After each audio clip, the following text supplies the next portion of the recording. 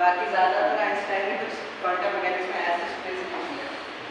और रही बात डिराक की ब्रैकेट नोटेशन की, तो अगर मैथमेटिकली देखा जाए तो वो कुछ और नहीं, बस इनर प्रोडक्ट ही है अगर डिराक की ब्रैकेट की बात है। जैसे हम लोग देखा था, ये हम लोगों का इनर प्रोडक्ट होता है, तो यही आना चाहिए डिराक का ब्रैकेट हो जाता है। पर इस नोटेशन के सबसे ज़्यादा अगर इंट्यूएशन चाहते हो उसके लिए फिर क्वांटम मैकेनिक्स में आना पड़ता है। तो सबसे पहले हम लोग बात कर लेते हैं कि थोड़ा सा क्यों होता है ये 3 लाइंस ये भी पहले। अच्छा इसमें ना मतलब रोटेशन में क्या है? अगर वेक्टर से जब तक तुम आए तब तक इनर प्रोडक्ट और ब्रैकेट सेम है, बट अगर वेक्टर की जगह स्केल ले लो तब फिर डिराक ब्रैकेट अलग है। हम इसकी बात करें तो सबसे पहले तो इन दोनों को कंबाइन हम लोग, और जो माना जाता है कि ब्रैकेट से भी नाम आया तो दिस वाली क्वांटिटी को ब्रैकेट उसको कहते हैं। और जनरली लोग इसको ऐसे लिखते हैं कि अगर हम लोगों का कोई वेक्टर है स्पेस में वेक्टर को वेक्टर स्पेस में होगा। और क्या है अब इसकी अगर हम लोग प्रॉपर्टीज की बात करें तो प्रॉपर्टीज भी वही इनर प्रोडक्ट वाली होती है। सबसे पहले जो इनर प्रोडक्ट पॉजिटिव हो,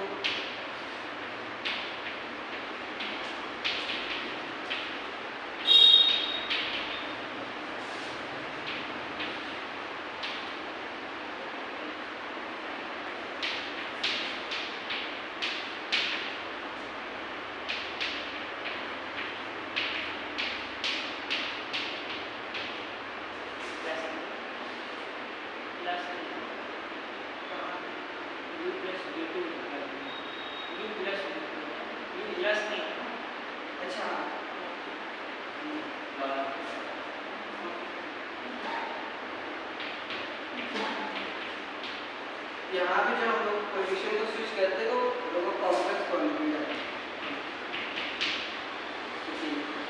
और बाकी हम ये भी लोगों ने बात की कि अगर 0 है तो फिर ऑर्थोगोनल होंगे और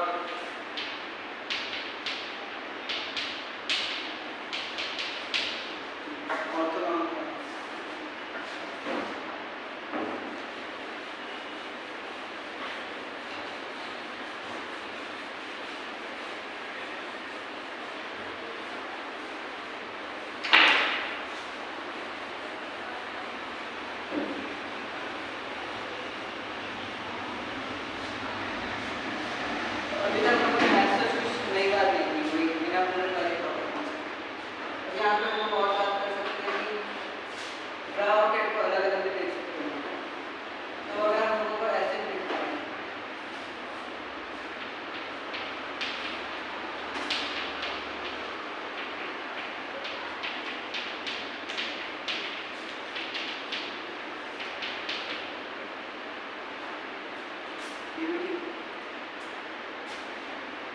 और हम इस पे बात कर सकते हैं कि जो हम लोगों का यहाँ पे ग्राफ होता है ये लीनियर फंक्शन होता है और जितने भी सेट ऑफ लीनियर फंक्शन होते हैं वो हम लोगों के दो स्पेस बनाते हैं।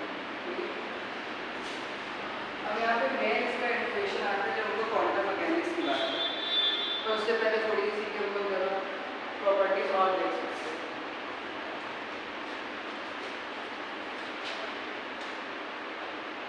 जैसे हम लोग बात कर सकते हैं एग्जाम्पल इसका मैट्रिक्स एग्जाम्पल ले सकते हैं जो ऑर्थोनॉर्मल और उसकी बात करें।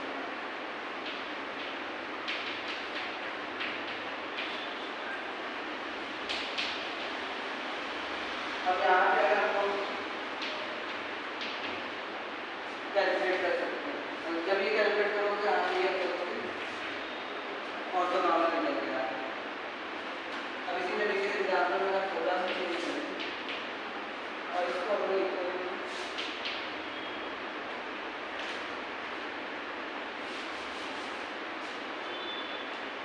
और इसी में हम लोग इसकी बात करें अगर लोगों के दो स्टेट फाइव जो हम लोग बात की थी उसमें बिना लोड बना तो इसको लोग ऐसे लिख सकते हैं।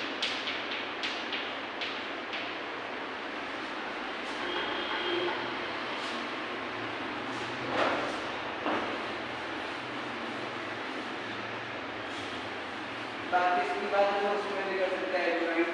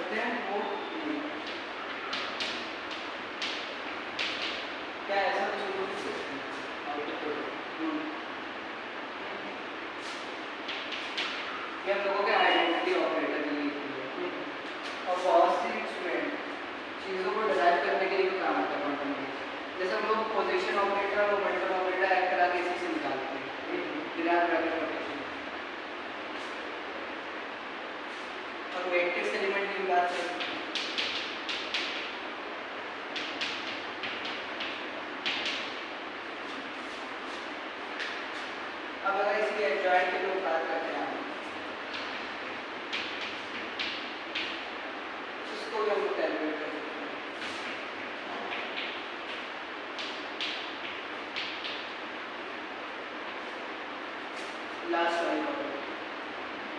इसको अगर हम लोग और सॉल्व करें उसके ऊपर डायरेक्ट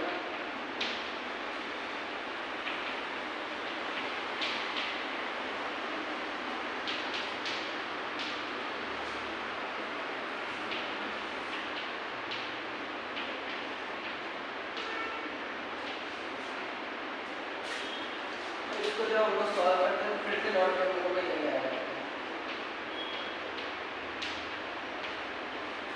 यानी कि जो हम लोगों का एडजॉइंट वो सेम रहता है। अब इसकी मेन इंटरप्रिटेशन की बात करें तो वो आती है क्वांटम मैकेनिक्स। जब हम लोग स्टेट की बात करते हैं,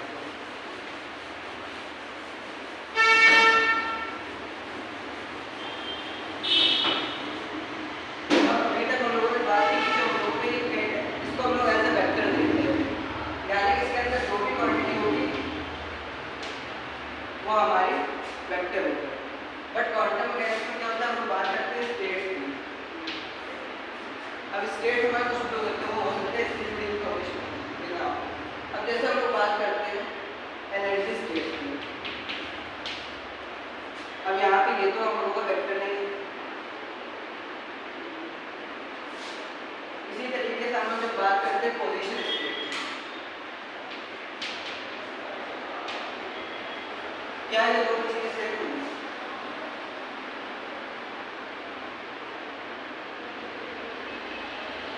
यहाँ पे इसका मतलब पोजीशन है, अल्फा कोएफिशिएंट स्केलर है। हाँ नंबर।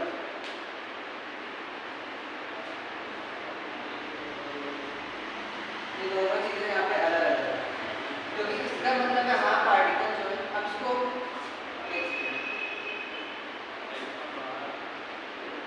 अब हाँ ये दोनों सेम नहीं है।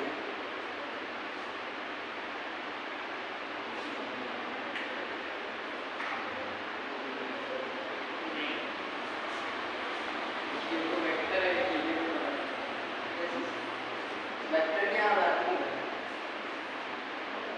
वही तो बता रहा है ना। क्वांटम मैकेनिक्स में मेन इंटरप्रिटेशन यही है स्पेस का, कि यहाँ पे मतलब हमारा particle is at alpha x और इसका मतलब पार्टिकल इज एट एक्स, जहाँ पे अल्फा हमारा कुछ एम्पलीट्यूड होगा।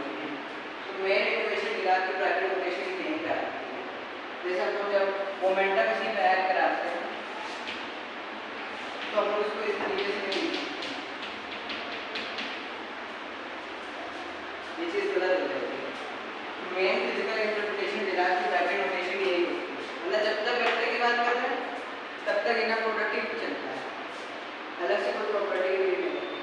पर जहाँ पे लोग स्टेट्स की बात करना शुरू कर देते हैं वहाँ पे फिर डिराक की ब्रैकेट नोटेशन हैंडल होती है।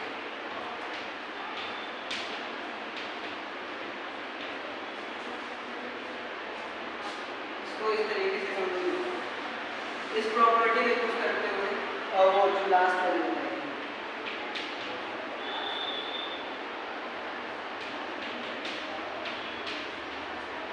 इन दोनों प्रॉपर्टीज के हेल्प से हम लोग बहुत से रिजल्ट ड्राइव करते हैं। तो मेन इंटरप्रिटेशन डिराक की ब्रैकेट नोटेशन है यही है। बाकी जैसे जैसे क्वांटम मैकेनिक्स पढ़ते जैसे वहाँ पे स्पिन, अगर सबसे अच्छा इंटरप्रिटेशन देखना है स्टेट्स का तब स्पिन स्टेट से आता है। जैसे जैसे स्टैंड आइडिया पढ़ोगे स्टेट्स की ज़्यादा जरूरत होगी नॉलेज पर, और बस डिराक ब्रैकेट में इतना ही कर सकते। बाकी एज एन मैथमेटिक्स का वो कोई टॉपिक नहीं है, अगर उसको मैथमेटिशियन की नज़र से देखोगे तो अप्रिशिएट कभी नहीं कर पाओगे, उसके लिए फिजिक्स की नज़र से देखना पड़ेगा। अभी जैसे हमने एक लेक्चर देखा था मैथमेटिक्स का, उसमें डिराक ब्रैकेट उन्होंने सिर्फ ये प्रॉपर्टी बना खत्म कर दिया। मैथमेटिशियंस के लिए शायद से नॉनसेंस हो, बट फिजिक्स के लिए ये बहुत बड़ी प्रॉब्लम मेरा तो फेवरेट है। वही तो कह रहा है, इसका मेन चीज़ यही है। जब तक तुम उसका ये इंटरप्रिटेशन नहीं लेते तो फिर क्वांटम मैकेनिक्स जरूरत ही क्या है। जैसे वाइटबर्ग ने अपने बुक में नहीं यूज़ किया, तो मेन इसका यही का इंटरप्रिटेशन होता है। बाकी और ऐसे बाकी थोड़ी सी प्रॉपर्टीज होती है जो क्वांटम मैकेनिक्स में अपने आप आती है, अलग से बता दें क्या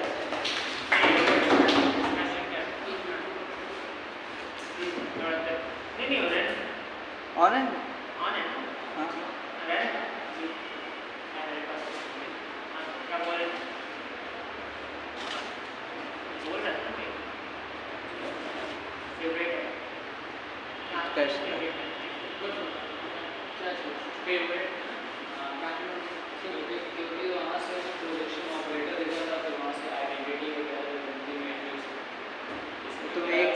बात कर रहे हो अभी। बट इसमें जो हमको बिल्कुल जीरो रहता स्पेस में हमें वही मतलब ये और भी चीज़ें हैं जैसे मान लो जैसे तो एकदम क्वांटम मैकेनिक्स पढ़ो तो और ज़्यादा एप्रिशिएट तब तो क्वांटम उसके लिए फिर क्वांटम मैकेनिक्स शुरू करना पड़ा। कोई नहीं है एक जो था एक इसमें डिस्क्राइब नहीं किया था लेकिन इसे मैप में बता सकते हैं तो ये एक तरीके का समझो इसमें इंफॉर्मेशन होती है स्टेट में बहुत सारी इंफॉर्मेशन होती है वो किसी सिस्टम के नेचर को बताती है मान लो एक स्टेट अगर ऐसे कुछ दिया जाता है वो स्टेट की बात आती है और जब तुम ऐसे करते हो तो क्या होता है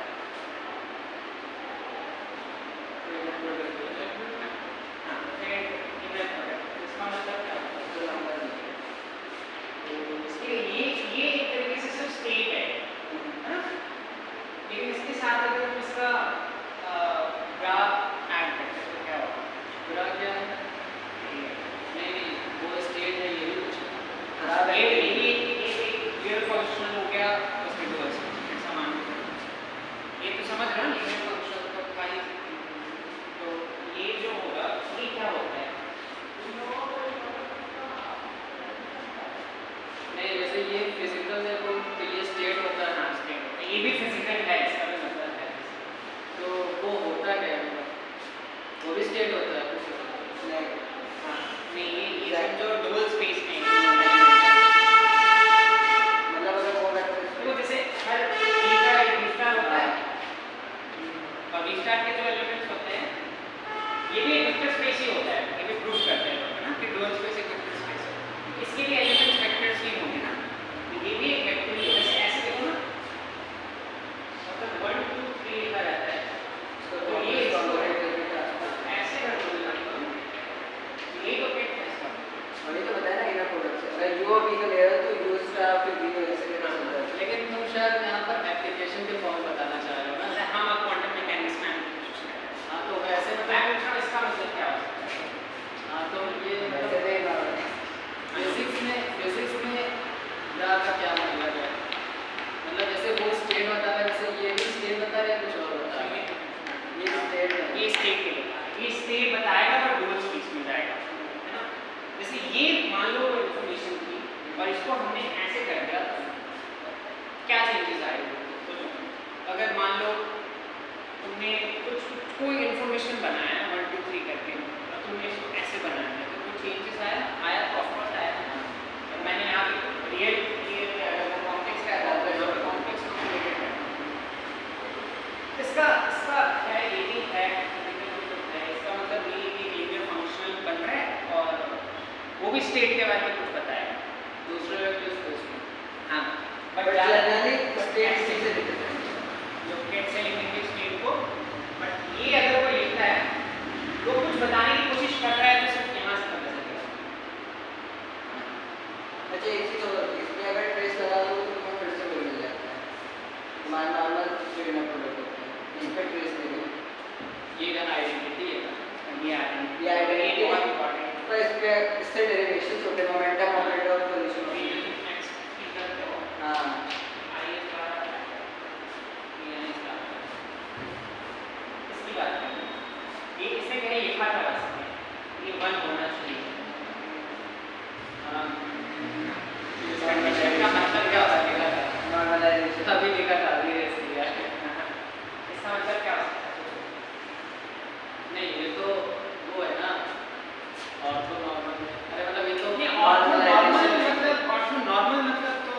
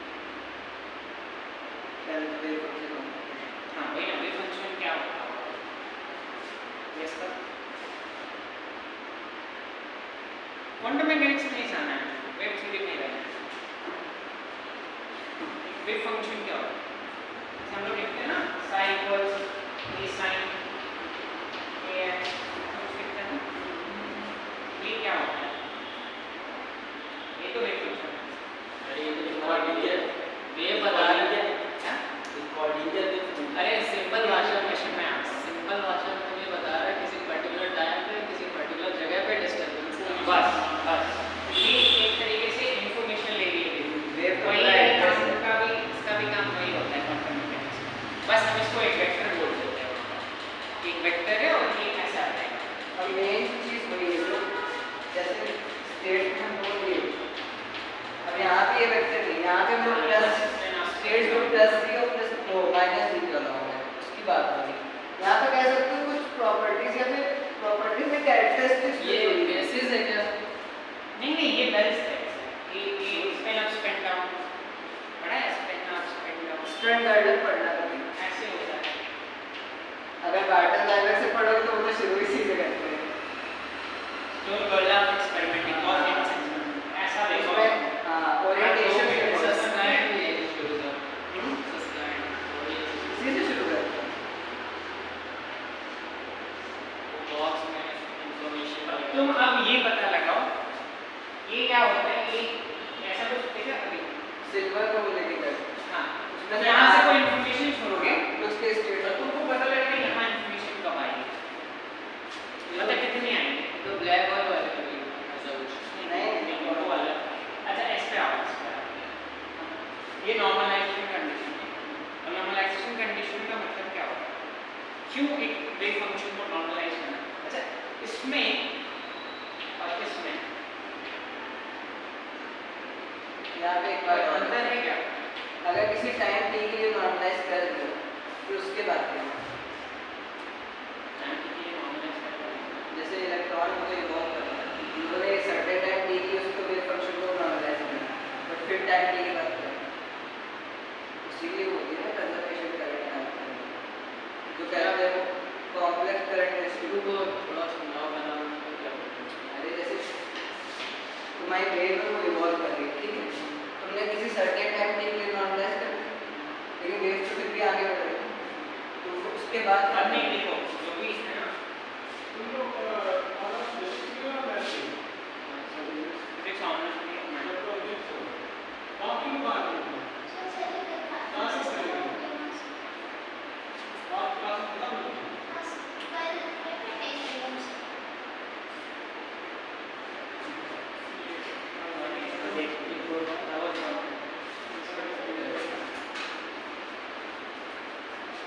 चल रही है और देखो क्या नाम था क्या हाँ ये नॉर्मलाइजेशन तो टाइम इसी को प्रूव करते हैं ना हम लोग जब उसको करंट करंट डेंसिटी निकालते हैं कॉम्प्लेक्स करंट डेंसिटी निकालते हैं उसी से तो ये आता है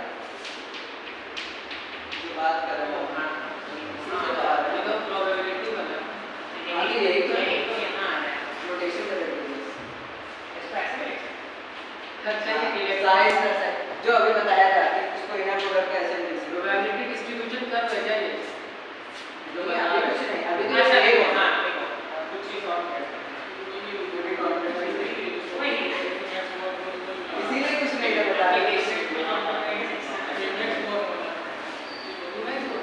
मैथमेटिशियंस के खुद को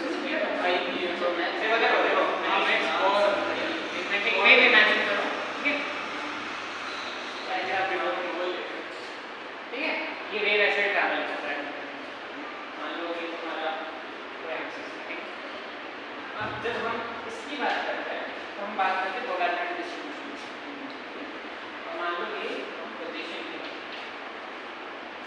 कोई वेव फंक्शन है तो वेव इस पोजीशन के साथ आगे बढ़ रहा है हमें पता लगाना है एक टाइम की पर कि ये वेव कहाँ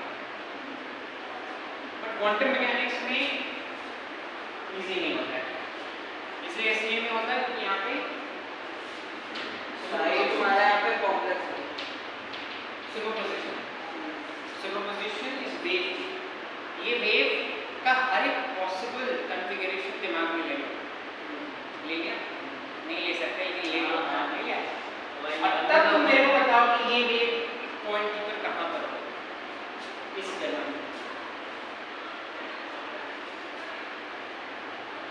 वो यहाँ पर है यहाँ पर है यहाँ पर है ये एक ही टाइम की बात चल रही है वैसे मैंने मैंने टाइम को फ्रीज किया हुआ है और ये एक ही साथ ये वेव यहाँ सब जगह पे है और हमें बताना है कि वेव है बिना कुछ कैसे कर सकते हैं? वो तो तुम्हें वेव फंक्शन बताता है। तो ये वेव फंक्शन नहीं है, इसमें वेव फंक्शन यहाँ पे वो टाइम का ये मैंने टाइम को फ्रीज किया हुआ है, टाइम को t1 ले लिया और मेरा वेव फंक्शन कुछ ऐसा दिखा मेरे को। ये जो इक्वेशन को लिखते हो ना वेव फंक्शन की, तो मैंने सिर्फ टाइम नोट कर दिया और मेरे को एक वेव मिल चुका है। लेकिन इस वेव की प्रॉब्लम क्या है कि वो हर जगह पर है। अच्छा इक्वेशन तो मैं ज्योमेट्रिकली दिखा दी, वेव फंक्शन तो मैं हाँ ये अब मुझे बताना है कि ये अब कहाँ पर है ये वेव फंक्शन।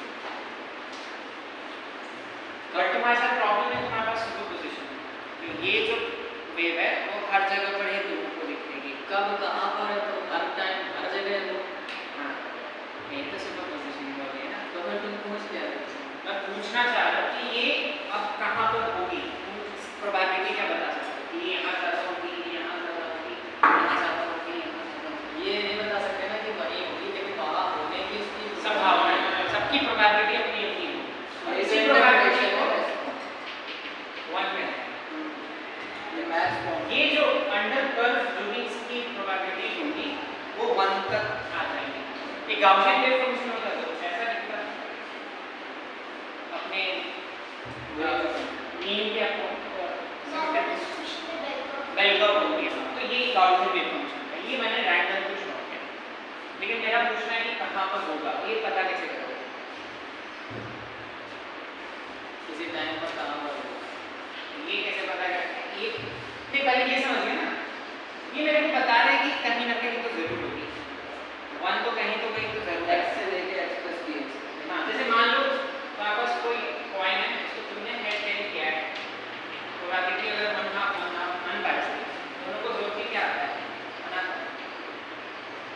यानी प्रोबेबिलिटी सही इवेंट सही होता है। यहाँ पे भी वही है, प्रोबेबिलिटी है वन, बट हमें पता नहीं है एक्चुअली कहाँ पर। तो यहाँ पे क्या था वन हाफ अनसर्टेनिटी है ना, भले इक्वली अमाउंट में, यहाँ पे भी वही है। तो क्वांटम मैकेनिक्स एग्जैक्टली तुमने पता करना तो उसके लिए क्या यूज करना ऑपरेटर सिस्टम, तब तुम्हारा ये जो हमने से लिखा था वो काम आता है। ये x है बहुत बड़ा डिफरेंस है, ये इसने समझाया डिफरेंस को समझ रहे हो ना? पार्ट का साइन और पार्ट का x साइन। ठीक है। अगर तुम रियल लाइन पे देख रहे हो तो तुम उसको स्केल कर रहे हो, हाँ ये स्केलिंग हुआ और ये एक्टिंग हुआ। वो तुम साइन की बात कर रहे हो। यहाँ पे क्या होता है ना, यहाँ ये ऑपरेटर है, एक ऑपरेटर का काम क्या होता है? ऑपरेट करके क्या देना है? मोमेंटम का एग्जांपल ले सकता है I S x equal position की बात ना, वो ऑपरेटर तुम्हें कुछ देगा क्या देगा? आइगन वैल्यूज देगा। अगर हम ऐसे लिखते हैं तो ये आइगन वैल्यू देगा, ये हमारा आइगन वेक्टर है, ये मेरा ऑपरेटर है, ये मेरा आइगन वैल्यू है, ये मेरा आइगन, ठीक है वेक्टर, और ये तुम्हारा आइगन वैल्यू इक्वेशन। अब क्या हो रहा है, ये पोजीशन ऑपरेटर एक्ट कर रहा है साइड पर, और ये जो वेव फंक्शन था उसको कहता है कोलैप्स, इसी को कहते हैं वेव फंक्शन कोलैप्स। यानी जितने पॉसिबिलिटीज थे वो सब इरेज हो जाएंगे और तुमको कोई एक पोजीशन मिल जाए, इसको कहते हैं वेव फंक्शन। कब होगा? जब तुम ऑपरेटर को एक्ट करोगे और एक आइगन वैल्यू होगा, ये था तुम्हारा पोजीशन आएगा। मैं श्रोडिंगर इक्वेशन को भी इस फॉर्मूले में बोल दिया है। हाँ वो भी है, वो ये हाँ का होना चाहिए। ये पोजीशन था, उसी तरह तुम मोमेंटम ले लो, पहले उसका भी फाइंड करो। मोमेंटम ऐसे होता है। अच्छा ये पोजीशन किसका था?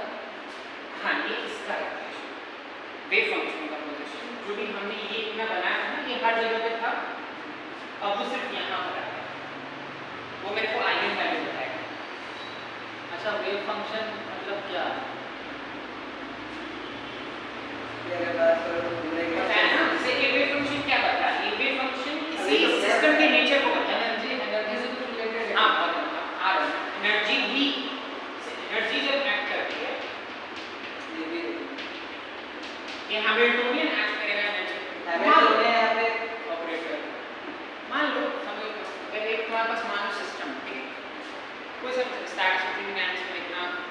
पार्टिकल इन अ बॉक्स है, ठीक है, particle in a box. Dual nature of matter तो पढ़ा ही होगा सबने, एक पार्टिकल वेट भी है और एक पार्टिकल सॉरी क्या बोल रहा हूँ, पार्टिकल इलेक्ट्रॉन पार्टिकल देखना से क्वांटम मैकेनिक्स कोई करेगा।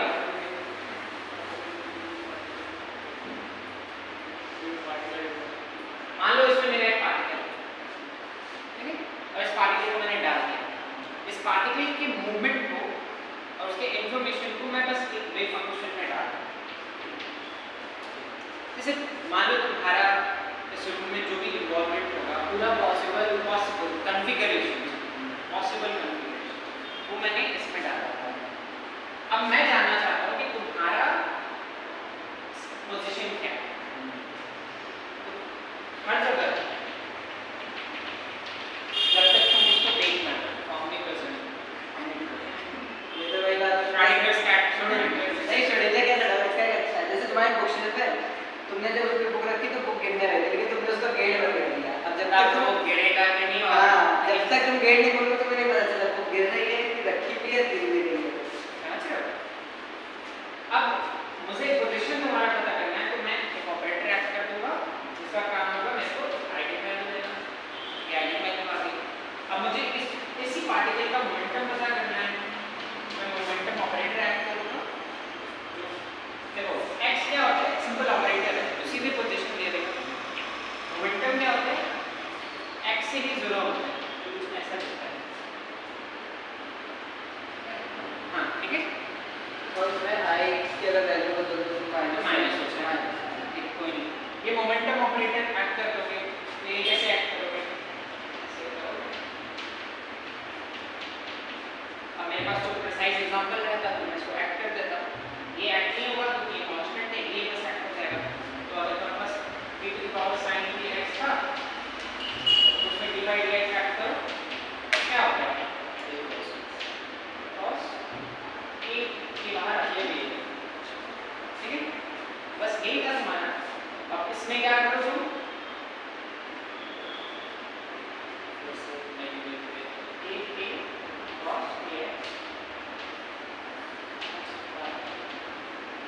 अब बस तुमको इसको इस फॉर्म में वापस करना पड़ेगा ताकि साइन तुम्हारा रिटेन है।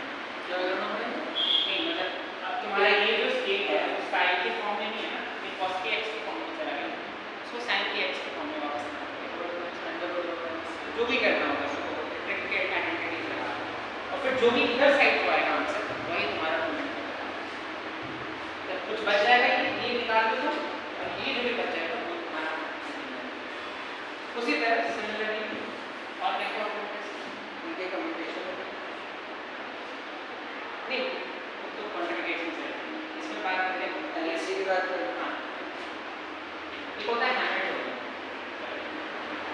अच्छा जब ये ऑपरेटर लिखते हैं तो ये ऐसा घाट आता है हैमिल्टोनियन, ये क्या बताता होगा, एनर्जी बताता होगा। तो हैमिल्टोनियन कैसे लिख सकते हैं, काइनेटिक प्लस पोटेंशियल ना, एक काइंड ऑफ लैग्रांज लैग्रांजियन तो अलग T minus वो काइनेटिक एनर्जी, ये काइनेटिक एनर्जी। काइनेटिक एनर्जी क्या होता है, half v square, v square, v को तुम x के टर्म में लिख दो ना, v स्क्वायर प्लस ds लिख दो ब्रैकेट में। वो नहीं ऐसे। वेलोसिटी भी एक ऑपरेटर ही है, बस पोजीशन का एक डेरिवेटिव है। और इधर क्या हो जाएगा, पोटेंशियल, v पोटेंशियल।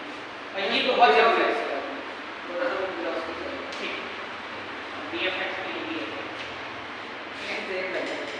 तो अच्छा हाँ कोई नहीं। हाँ और ये बहुत जरूरी होता है जब स्टैटिस्टिकल फिजिक्स पढ़ोगे, ऐसे सिस्टम्स को पढ़ने के लिए पोटेंशियल तुमको पता होना चाहिए। ये तो नहीं, ये तो तुम निकाल लोगे, ये भी जरूर पता होना चाहिए। तो ये हैमिल्टोनियन को जब एक स्टेट पे ऐड करोगे तो उसको होता है एनर्जी, ठीक है, एनर्जी मिलता है तुमको, ये तुम्हारा एनर्जी का ये आएगा। और ये सब में देखो हमारा वही ग्राफिक ही चल रहा है। अब मैं आऊँगा, अगर यहाँ पे हम कुछ करते तो क्या होता है,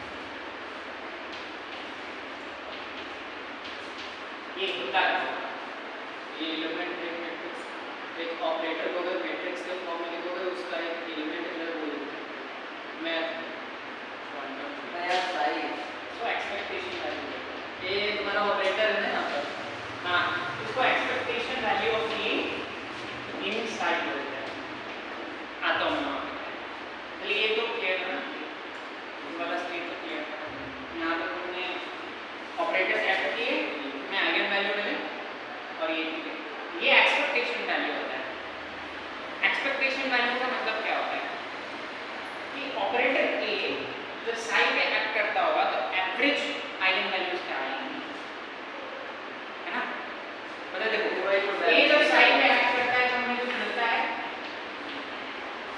और अगर हम इसको साई से इधर से भी करा दें तो ये हमें एक्सपेक्टेशन वैल्यू होता है तो ऐसे लिखते हैं साइन ये बताता है कि एवरेज चांसेस क्या है किसी चीज के जो हाइजेनबर्ग अनसर्टेनिटी रिलेशन होता है उसमें यही लगता है। हाँ अब जैसे मान लो दो पॉइंट था दो पॉइंट को तुमने टॉस कराया है एक में चांसेस क्या थे सेट है और दूसरे में चांसेस क्या थे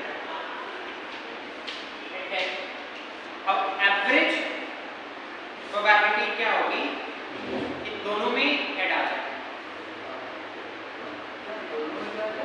मतलब 5 बारी इसको दोनों की हाफ अपनी उसको ऐड करके मतलब 5 बारी तुमने कॉइन को उड़ाया है नंबर 2 है एवरेज प्रोबेबिलिटी क्या आ रही होगी कि दोनों में हेड आ जाए नंबर 2 है मतलब मैं समझाने की कोशिश कर रहा हूँ कि एवरेज का मतलब क्या होता है एक्सपेक्टेशन वैल्यू एक्सपेक्टेशन का मतलब क्या है कि ये तुम्हारा मीन एक्सपेक्टेशन वैल्यू तो तुमने एसी टेस्ट में देखो उसमें भी ऐसे करते हैं ना डेरिवेशन हाँ एक्सपेक्टेशन नहीं उसमें साइन नहीं लगता है लेकिन एक्सपेक्टेशन का वैल्यू है अच्छा ये ऐसे एक्सपेक्टेशन वैल्यू किसी ऑपरेटर का अब जैसे मान तुम्हें को पता था तुमने ये किया तुम्हें पता चल जाएगा कि एक्सपेक्टेशन वैल्यू क्या है विदाउट ऑब्जर्विंग ऐसे तुम ऑब्जर्व कर दोगे बट ऐसे तुम एक्सपेक्टेशन की बात करोगे जैसे फॉर एग्जांपल एक कॉइन को तुमने उछाला था उसके हेड टेल्स थे तुम्हें पता था हाफ उधर है हाफ उधर है ये बिना तुमने देख के बताया अब तुम देख लोगे तो वो हाफ एक हो जाएगा क्योंकि स्टार्टिंग में स्कैट यही है ना हाफ थी बट तुमने देख लिया तो तुम्हारी एक हो गई बट एवरेज क्या चांसेस थे हाफ इधर हाफ उधर दोनों ही ये भी एक्सपेक्टेशन वैल्यू की और इस ग्राफिक में क्या है ये जो एक्सपेक्टेशन वैल्यू लिखा है एक तरीके से इनर प्रोडक्ट से ऊपर है इनर प्रोडक्ट नहीं है ये इनर प्रोडक्ट के बीच में है ऐसे समझो जिससे इस पे एक्ट किया कुछ आया हो उसको मैंने ब्रा के ब्रा के साथ अच्छा मैट्रिक्स यहाँ पे तुम अलग अलग लगा रहे हो ये मैट्रिक्स का एलिमेंट बताता है जब तुम मैट्रिक्स की बात तो यहाँ पे अलग है साइड में लगा है ये वर्ड्स का एलिमेंट कुछ ऐसे होता है आंटी आई देखा था आई ये भी वही वाला कि जैसे अगर स्ट्रेट है तो अलग है वेक्टर है तो अलग है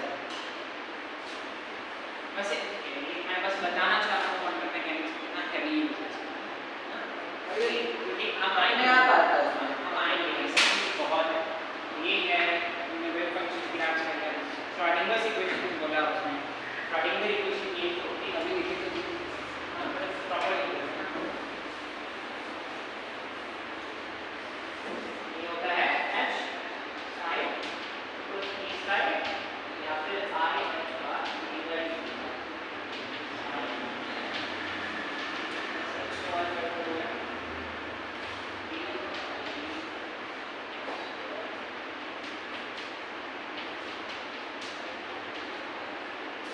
इसको कहते हैं काइनेटिक एनर्जी ऑपरेटर इसको कहते हैं पोटेंशियल एनर्जी ऑपरेटर और ये होता है इसमें अलग अलग और पोटेंशियल यही तुम श्रोडिंगर इक्वेशन तुमने अभी तक पढ़ लिया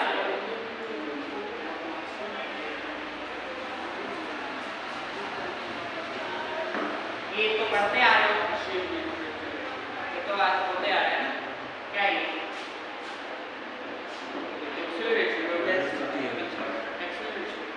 हाँ फिजिकल डायमेंशन क्या पूछ रहे हो ये क्या होता है ये क्या बताता है पढ़ लीजिए आप हाँ फोर्स बता नहीं फोर्स तो बता ही रहा है होता क्या है क्या न्यूटन इक्वेशन ऑफ मोशन होता है हाँ।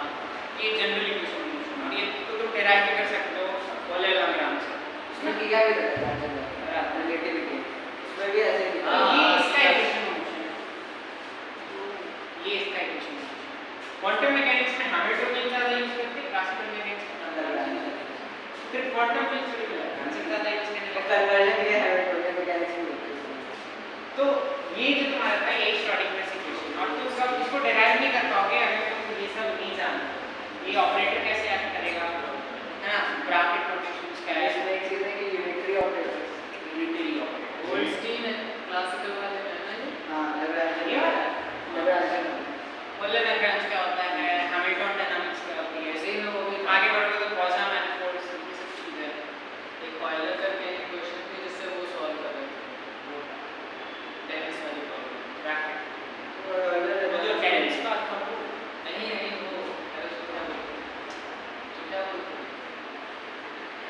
इंटरमीडिएट एक्सेस थे वही ना टेनिस रैकेट वाला था हाँ हाँ तुमने टेनिस टावर वाला जो बोला था हाँ अच्छा हाँ हो सकता है मतलब ये बहुत जरूरी है कि क्लासिकल मैकेनिक्स में से हम लोग बताएंगे ना हाँ फील्ड थ्योरी में भी आता है ओवरऑल मतलब ये मैं अगर बिना लैग्रांज की फील्ड थ्योरी कभी नहीं ये समझ तो नहीं कर सकते ये इसके बिना क्वांटम मैकेनिक्स नहीं कर सकते इसके बिना क्वांटम मैकेनिक्स इसके बिना लैग्रांज इसके बिना क्वांटम वो बहुत खतरनाक खतरनाक होते हैं लैग्रांज ये है और तो कुछ नहीं है एक्सपेक्टेशन वैल्यूज तो वही है और बाकी जो क्वांटम मैकेनिक्स अपना था सभी को नहीं छोड़ो एटलीस्ट ये मैथमेटिक्स से पार्ट ही नहीं है मैथमेटिक्स से कुछ नहीं वैसे ऑपरेटर्स वाले में थोड़ी सी बात है ऑपरेटर्स क्या होते हैं ऑपरेटर्स नहीं मैंने ऑपरेटर्स